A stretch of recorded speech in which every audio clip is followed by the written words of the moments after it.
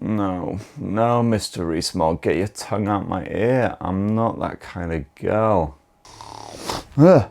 Oh, God, I had this awful dream. I was stuck in this dingy little room doing the same shitty videos about the same shitty phones week after week after... Ah, bollocks. Techspert Weekly.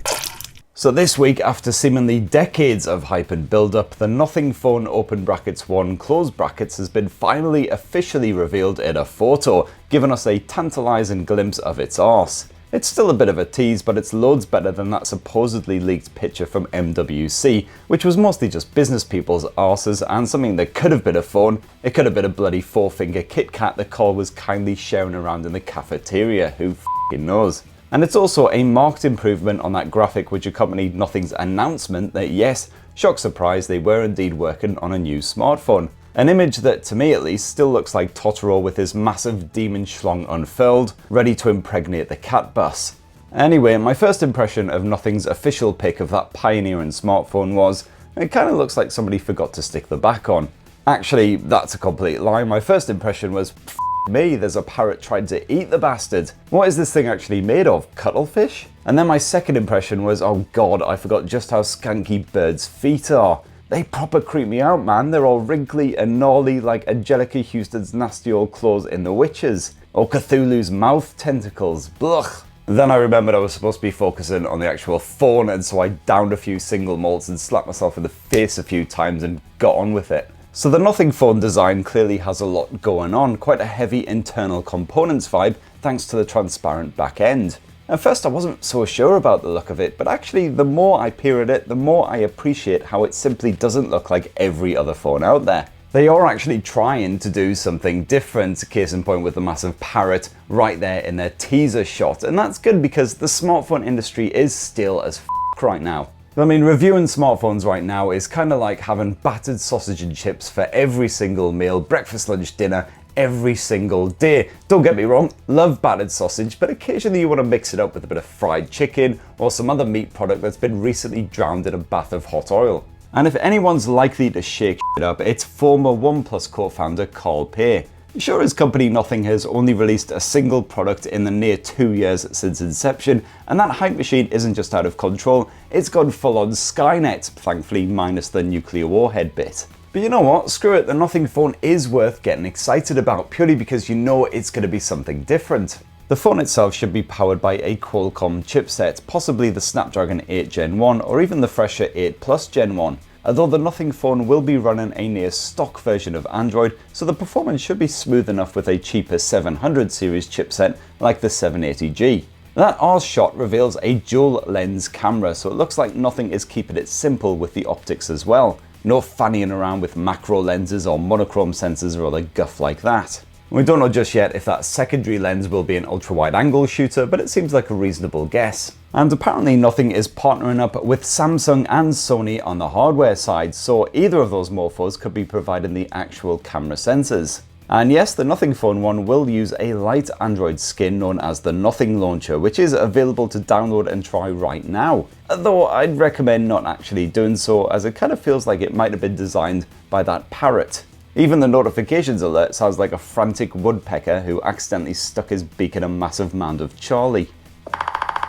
I have actually done a video of my experiences with the Nothing Launcher if you haven't checked that out yet, but here's hoping that the finished version is cohesive with the Nothing Phone hardware and also adds to the Android experience rather than simply stripping it back. We haven't got long to wait now anyway, as the launch date is set for Tuesday, July the 12th at 4 PM UK time. And it is happening right here in sunny bonny old London, with the live stream beaming out across the internet for anyone to watch. Here in the UK, the Nothing Phone will be exclusively carried by O2, but it will also presumably be available to buy SIM-free via the likes of the Nothing website. Not sure on the price tag just yet, but you can bet your left bum cheek it'll probably be upper mid-range, around sort of £500-ish. But that's not all of the big tech news from this week. Oh dear God, no, you guessed it, there was another Motorola launch. This time it's the turn of the Moto G62, a £200 blower hitting the UK in the coming weeks, or sometime in July presumably. It's a 6.5 incher powered by the Snapdragon 480 Plus chipset, which should hopefully be enough grunt for everyday shenanigans and light gaming, while also serving up some hot 5G action. You got a 50 megapixel main camera, a sizable 5000 mAh battery, a 120Hz IPS display, stereo speakers, micro SD support, and a headphone jack. All pretty standard fare for a budget blower around this price point. And also, if, unlike me, you've got yourself a proper job and you like to ponce about in a suit all day, well, the good news is you can pick up the business edition of the Moto G62, and the big whoop there is it comes with 4 years of software and security updates, something that sadly doesn't seem to be offered by the regular consumer edition. And also, is it just me, or do you really want to be this guy here? I mean, look at this son of a gun, cool as f*** despite rocking the shirt over t-shirt look. And what a shirt, holy shit.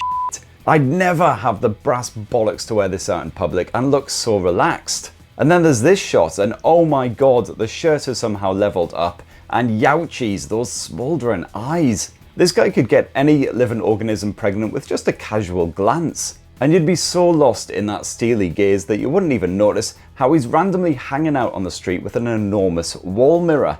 And you can bet several bits of your anatomy, including the particularly good ones, that I will be bringing you a full Moto G62 review at some point, probably again in July. But anyhow, that's the big tech news from this week, so regrettably that does mean it's time for the part of the show that makes me wish a giant parrot would just land on my head and peck me to death. It's viewer comments. Viewer comments. So we've unsurprisingly had lots of feedback from last week on WWDC, or WWDC, sorry, all of that Apple bollocks. Andrew kicks us off this week. He says, at last a fair, balanced and well-researched feature on WWDC. Keep up the good work. You are more than welcome, Andrew. I do strive for excellence with every show that I do. Next up, Baz Anime says, thank goodness for video chapters. I just skipped over all that fruit stuff. Baz, me old mucker, not a fan of the apples then. Rango Django says, I won't lie, Chris, as soon as you started the latest Techspert Weekly show banging on about Apple, I instantly skipped through it all and onto the better bits, mainly the painstaking viewer comments. Alright, so the feeling I'm getting here is that you'd all like less Apple content in the future, which to be fair suits me absolutely down to the ground. It means I can spend these bloody launch days just drinking heavily and watching random anime instead of drinking heavily and wishing I had a cyanide capsule to chew on. Next up, LV1 says, everyone is hyping the hell out of the M2 chips, but might actually not suck from Techspert is the greatest praise I've actually seen for it. I mean, as always, I will reserve judgment until I've actually tested out a MacBook M2 edition, but that said, Apple I don't think is rushing to get me a review unit anytime soon, and they'll have to f***ing waterboard me before I give them any more money for their overpriced trash. So there's always that. Mark Mock says, what Apple products do you currently use and do you like them? Are you trying to get me into full-blown rant mode here, sir? Because mission almost certainly accomplished. So right now I've got an iPad Pro, I've got a couple of iPhones, including the god-awful iPhone SE. Jesus, what the f*** was I thinking buying that thing? And also 2 MacBook M1s, one of them the stupidly huge M1 Max. I do actually really like the iPhone 13 mini. I think that's the best of the new smartphones. It's pleasingly compact, which is pretty rare for a smartphone these days. Got plenty of flaws, including the stupid mustache notch and the fact that it is overpriced, but apart from that, it is a good smartphone. The iPad Pro I'm having constant problems with, and that screen is woefully unresponsive if it gets just the tiniest amount of cack on it. And by cack, I do mean just, general grime, not scat. I'm not sat there just throwing my own feces at Apple products as much as I would like to. And as for these M1 Max, don't even get me started, man. The M1 Max 16-incher in particular is just utter garbage. The battery life is dreadful. I can almost edit one video on it before it dies on me. Constant memory optimization issues. Final Cut is constantly crashing. Anyway, lots of deep breaths, a quick glug of vodka, and I'll be good to go again. And next up, Graham says, I would love to hear your views on buying a year-old or a 2-year-old flagship phone versus a new mid-range ones. You can get some cracking deals on older used flagships. Yeah, I am hoping to actually revisit some classic flagships from a year or two ago at some point soon if, people stopped releasing new smartphones every 3.5 fucking minutes. Main things to consider are the fact that the OS and security updates are going to run dry pretty bloody fast with a 2-year-old phone if they haven't already. And of course you won't get that 5G support on a flagship phone even from a couple of years ago. So you're stuck on LTE, but at least the LTE bandwidth should be freeing up a bit as everyone moves over to 5G, so hopefully it should be nippy enough anyway. There you go, there's enough techie banter for 1 week. Let's hope the next one is just about 80s horror films or something. Next up, SJSTU says, my first smartphone was the XDA IIS, and then it was probably the SE P800. God, they really knew how to name a smartphone back in the day, didn't they? I quite liked Windows Mobile and Symbian back in the day, but resistive screens were horrible. Absolutely 100% hard agree on that one. Resistive screens were the worst, man. I'd like to say they were as bad as herpes, but having never contracted herpes, wouldn't really be able to say for sure.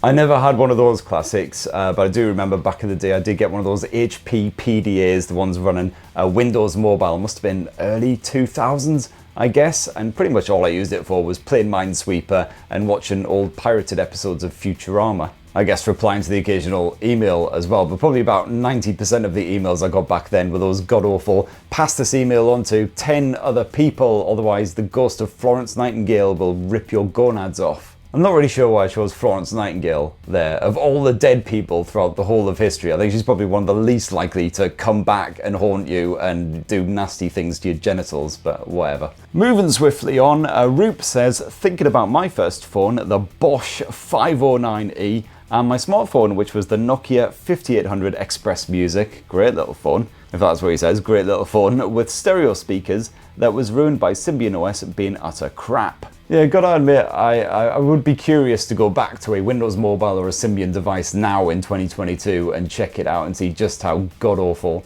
it really is. I'd probably end up just smashing the twats to bits after about 30 seconds, to be honest. Next up, Tiger May Fury says, question, what might be an alternative to the Xperia 1 Mark IV, please, without too much compromise? My Xperia XZ2 just won't die, but its haptics are getting a bit pants.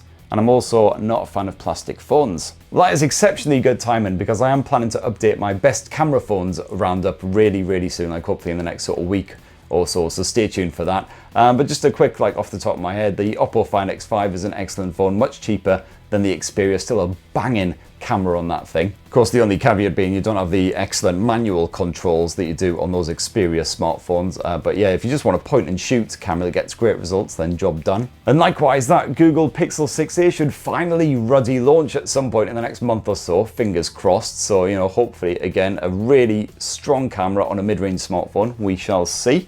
Next up, Baldyhead says, I used to use an Xperia S when that came out, and the missus had the Xperia U. Oh, Xperia S, man, that was the shit back in the day. Such a good phone. Come on, Sony, let's reboot the Xperia S. It's that nostalgia hit we all really need. Actually, maybe don't, because it'll probably just end up being a massive pile of shit like the iPhone SE, won't it, to be honest. So yeah, so don't do that. Don't do that, Sony. You know, do whatever you want. It's, you know, it's your money, etc. You're all good. Oh, I think that second pot of coffee has finally kicked in. Next up, Dustin Troy de Guzman says, when are you going to do some Moto reviews? Chris, yeah, geez, you guys are really gasping for that lip-smacking Motorola action, eh? Moto G62 and G82 reviews hopefully dropping in sort of 2-3 weeks time when I actually get the samples in of those bad boys. And there is some more super secret Motorola stuff lurking just on the horizon that I can't talk about just yet, but hopefully should be bringing lots of stuff to you guys over summer. So if it's Motorola you've got a hankering for, you should be satisfied.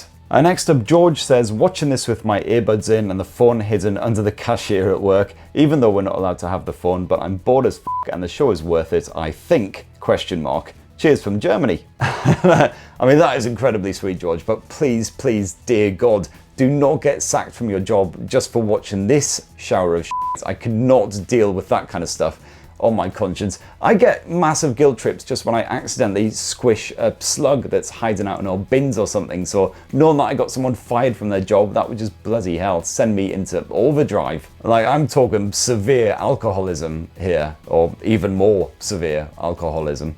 Sonic Power Groove says, has anyone else noticed that Chris has the Batman logo on his top lip? What? I swear to God, you guys, what was it last week? My voice is changing on a weekly basis, and now apparently I've got weirdly shaped lip stubble as well. Christ, you know how to give a guy a complex. Jed Bullet says, what laptop would you recommend since I'll be loaded again soon? Well, you've probably figured out my feeling on MacBooks already, so definitely not one of them, that's for sure. Kind of depends what you need it for, to be honest. Like if you're literally just browsing the internet porns all day, or just anything with a splash-resistant keyboard will do the job. And I better make this the last one of the week because I'm massively out of time again. Peter N says, hi Chris, don't do a roadshow in Leicester, it's a shithole. I mean, I've never been to Leicester, but surely it can't be that bad, right? I mean, like, I've been to some pretty dire places in the UK. Like, I've been to Grimsby, a place so bad that the TripAdvisor list of top 10 things to do is basically just different ways of hurling yourself into the sea. All apart from number 4, that is, which is paint yourself yellow, lie down in the roads and pretend you're a speed bump. I've got to say though, if I do the Techspert road trip at any point, it'll definitely be Jamaica, yeah, I mean, that'll probably do. Anyway, as always, a massive thank you to everyone who, first of all, actually watched the show last week, and second of all, actually commented as well. Great fun reading through all those. Apologies if we didn't get around to yours. Please do leave your comments down below. We'll smash our way through as many of those as possible. Not quite next week, though, unfortunately. Jingle.